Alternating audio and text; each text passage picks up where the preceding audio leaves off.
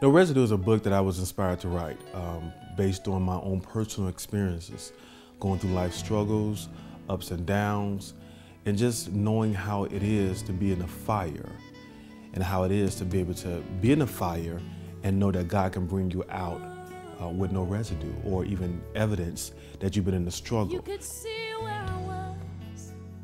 Being raised in Chicago on the west side, I thought I was grown at an early age. I moved out of my mom's house at the age of 16, and I began to run the streets.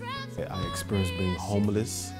I even experienced doing things that I knew that wasn't God, and it landed me in prison.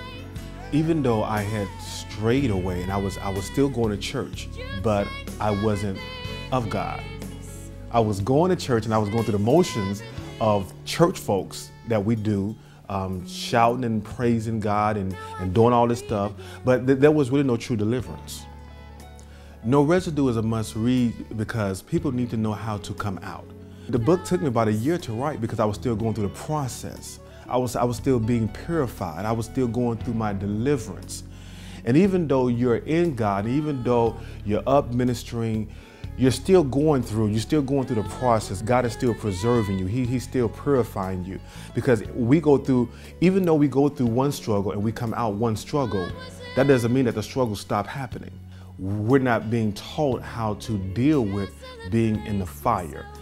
As you begin to read this book, No Residue, I want you to remember one thing. Do not allow the enemy to rob you of who you are by reminding you of what you were.